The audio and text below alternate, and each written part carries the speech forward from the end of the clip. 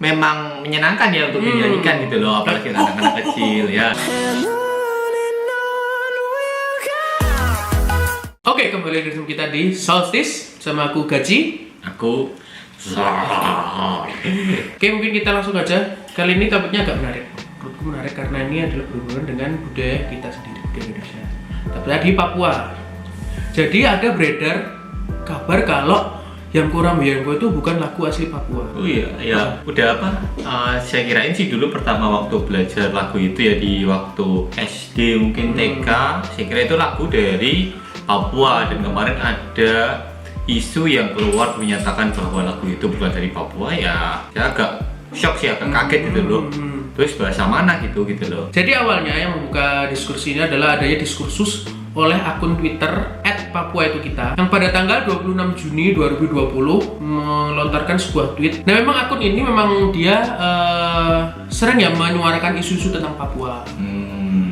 Yang di-tweet oleh akun itu berbunyi seperti ini. Jadi lagu Yamko Rambayamko itu adalah lagu dari Papua. Jadi dari semua kalangan, artis besar sampai anak kecil itu nyanyiin lagu itu semua. Tapi kemudian ada pertanyaan dari akun itu gitu loh. Coba cek tanya orang Papua. Bunyi tweetnya adalah lagu Yamko Rambayamko, lagu daerah Irian Jaya atau Papua. Artis besar sampai anak sekolah menyanyikan lagu itu. Coba cek tanya orang Papua, itu lagu dari Papua mana, bahasa Papua mana. Orang Papua tidak tahu dan tidak mengakui itu sebagai lagu daerah. Siapa paksa jadi lagu Papua? Kan itu menimbulkan tanda tanya besar bagi orang yang membacanya ya tentunya ya. Nah, gimana sih kok bisa jadi sebuah diskursus gitu loh? Jadi ada sebuah kesaksian dari seorang warga Papua ya. Sebelumnya menurut Balai Bahasa ini di Papua sendiri tuh dari berbagai macam sukunya ada sekitar 414 bahasa. Nah, tapi dari 400 ini nggak ada yang cocok sama liriknya Yamko Rambayamko. Sama sekali, atau memang sebenarnya ada artinya gitu? Misalkan Yamko ada tapi Rambe nggak ada? Nggak, sama sekali nggak ada. Oh, sama sekali nggak ada? Sama sekali nggak ada. Nah, ini sebuah statement muncul dari mantan anggota DPR dari Papua. Beliau tokoh Papua bernama Simon Patrick Morin. Beliau ini anggota DPR tahun 1992 sampai 2009. Melalui suarapapua.com, Pak Morin ini mengeluarkan statement kalau ini ada hubungannya dengan pergerakan politik pada tahun segitu, pada tahun 1963. Jadi waktu itu Pak Morin ini masih kelas 3 SMP. Yaitu momentumnya adalah saat penyerahan Papua kepada UNTEA. Nah, di sini tuh beliau tuh mengatakan langsung kalau orang Indonesia pada saat itu datang bertubuh-tubuh ke Papua. Kemudian mereka tuh kayak datang ingin bernyanyi bersama gitu loh, memberikan dukungan yang tujuannya adalah untuk menghibur mereka, para orang-orang Papua yang sudah lama terjajah Belanda. Nah, salah satunya ini senimannya adalah Surjono atau kita kenal dengan nama Pak Kasur. Nah, Pak Morin ini juga berpendapat bahwa hingga saat ini belum ada satupun suku Papua yang mengakui kalau ya bahasa yang digunakan oleh lagu Yamko Rambayamko itu adalah bahasanya. Berdasarkan riset atau hasil jajak pendapat yang beliau lakukan, makanya beliau itu berpendapat bahwa lagu itu sebenarnya hanya berisi untaian kata yang sebenarnya tidak memiliki arti spesifik gitu. Jadi cuma lagu ceria yang diciptakan memang untuk menghibur bangsa Papua setelah lama dijajah oleh Belanda. Berarti kayak gibberish gitu ya berarti ya? Iya, benar. Cuma ya kayak lagu untuk menyemangati Papua. Ayo kita merayakan selebrasi gitu ya. Karena memang kalau dilihat dari lirik dan melodinya atau dilihat dari melodinya itu memang menyenangkan ya untuk dinyanyikan gitu loh, apalagi anak-anak kecil ya, memberi semangat gitu loh lagunya. Ya, tapi memang dulu kan juga belum diadakan penelitian masalah bahasanya, jadi ya masuk akal lah ya. Setelah ada tweetnya si Papua itu kita ini, akhirnya kemudian langsung nih para netizen. Nah, saatnya beraksi nih. Netizen beserta para pakar-pakar ya. Jadi ini mengundang atensi dari masyarakat umum. Balai Pelestarian Nilai Budaya atau BNPB atau BPNB Papua Ditjen Kebudayaan Kemendikbud mengatakan belum ada literatur pasti soal asal dari Yamko Rambayamko ini. Berarti benar ya kata Pak Morin tadi ya. Tapi kemudian pihaknya akan melakukan penelitian lebih lanjut mengenai ini. Nah, tapi ini ada yang kedua nih. Jadi ada akun mencoba mencari tahu netizen yang inisiatif. Dari nama Twitternya aja udah kelihatan ya anaknya tak terima. Jadi ada akun Twitter lain yang bilang apa dia pasti gak terima gitu loh. Tukang maido. Iya, tukang maido. Nah, tak terima ini mencari tahu dengan simpel aja, dia pakai Google Translate. Nah, hasilnya adalah yang keluar dari kata Yamko Rambe-Yamko itu adalah diambil dari bahasa Swahili. Jauh banget ya. Oke, coba kan? Nah, tetapi begitu si tak terima ini translate dengan full liriknya berubah, malah hasilnya jadi bahasa Zimbabwe, bahasa Shona. Tapi karena ini cuma dari Google Translate ya, jadi hipotesisnya tidak valid. Oh iya, Google Translate. Karena hanya mengandalkan mesin penerjemahan. Nah, setelah adanya pemberitaan ini, BBC News dari Indonesia itu mengambil inisiatif untuk mengkonfirmasi ke BBC Swahili. Wartawan BBC Swahili yang bernama Caroline Karobia mengkonfirmasi bahwa memang ada kata-kata dari lagu ini yang merupakan bahasa Swahili. Namun secara keseluruhan itu bukan lagu dari bahasa Swahili. Berarti benar ya. Hanya ada beberapa kata yang memang termasuk dalam bahasa Swahili. Nah, kemudian ada lagi wartawan dari BBC Kenya di kota Nairobi. Oh iya. Iya. Namanya Omega Makoto Malala. Seperti Caroline tadi melakukan investigasi. Nah, ternyata hasilnya adalah lagu itu juga bukan lagu dari bahasa Malagasy. Bukan lagu dari Kenya juga berarti. Nah, yang ada perbedaan adalah karena di sini di bahasa Malagasy ini tidak memiliki alfabet U dan W. Kan Yamko, Rambe, Yamko. Ya. Kalau Nawa kan ada W-nya itu, ya. Malagasy nggak ada. Nah, Omega juga melakukan investigasi tambahan, melihat adanya kesamaan dengan bahasa Komoro, tapi ternyata juga bukan bahasa Komoro. Nah, sebenarnya apa sih kok bisa jadi polemik, kenapa ini bisa jadi kontroversi?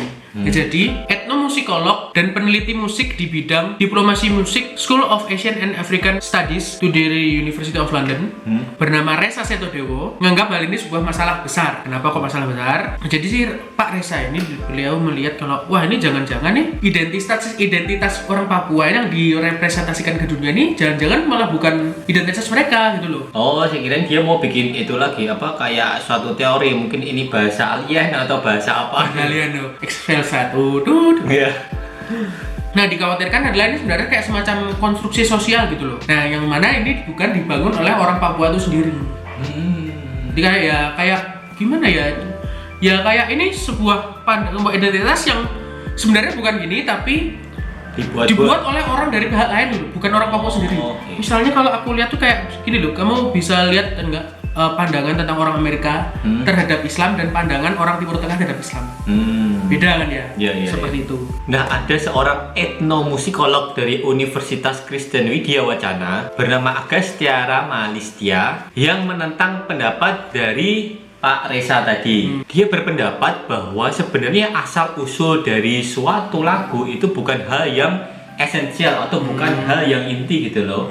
Selama orang Papua dan orang-orang itu sudah mengenal lagu itu sebagai ikon dari Papua dan tidak menimbulkan masalah, menurut dia sebenarnya itu bukan sesuatu yang perlu dipermasalahkan gitu.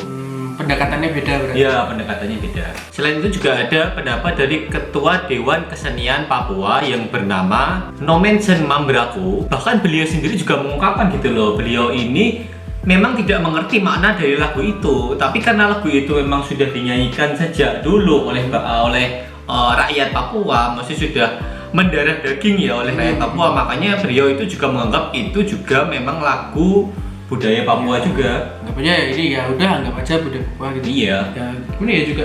Mungkin juga beliau juga berpendapat kalau ya namanya seni gitu loh. Iya. Namun beliau juga tidak menepis bahwa ada beberapa seniman dari Papua yang berpendapat bahwa lagu itu memang bukan lagu dari bahasa Papua, karena memang realitasnya tadi setelah diteliti memang bahasanya tidak ada yang menyangkut bahasa yang ada di Papua ya, malah tadi ada bagian di Swahili ya. Dia kembali menegaskan karena lagu itu sudah memberikan warna bahwa seluruh orang Indonesia menyanyikan lagu itu dengan nafas Papua. Jadi kayak seluruh Indonesia itu memang sudah kayak kompak gitu bahwa ini lagu ini memang lagu yang serentak mereka nyanyikan dengan menghayati jiwa Papua gitu loh. Meskipun lagunya ini ya kembali memang bukan lagu dari Papua gitu. Dari aspek nilai dan kultur juga lagu ini ternyata menurut beliau itu mencerminkan budaya kehidupan yang ada di Papua, karena memang lagu itu dibesarkan oleh orang-orang Papua, seperti ya lagu-lagu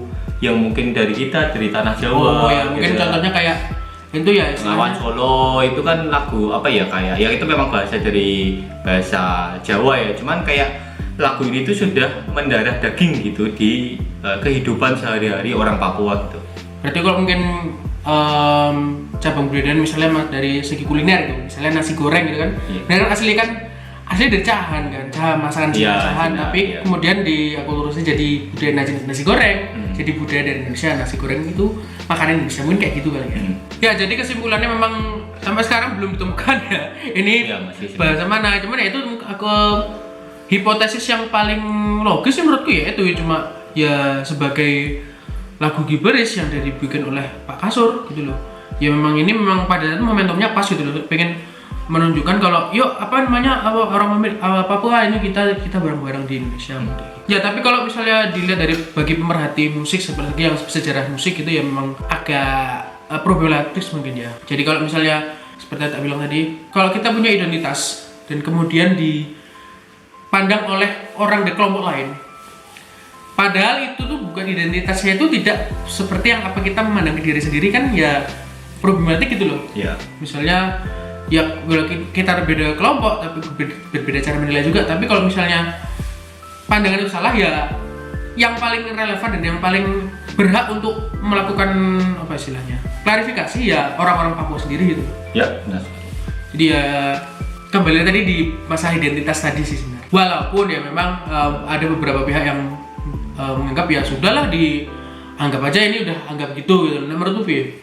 Ya, saya setuju sih dengan pendapat yang terakhir ini, bahwa ya sebenarnya kalau seni itu tidak terikat ke suatu komponen apapun ya, walaupun memang kita kan bisa kayak lagunya si apa itu apa Kayang Mayang apa Mawang apa sih lagu? Mawang. Iya, Mawang ya. Nunda. Yang gimana ini itu kan sebenarnya nggak ada artinya, cuman ya orang ya suka-suka menerima aja gitu loh.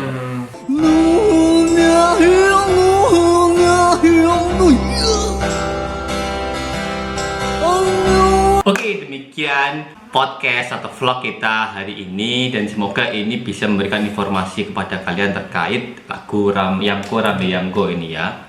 Mungkin kalau kalian ada pendapat atau tentang topik ini, mungkin bisa langsung komentar di bawah. Jangan lupa like dan Komen, subscribe. Saltis. Sampai jumpa di video kita selanjutnya. Bye. Bye.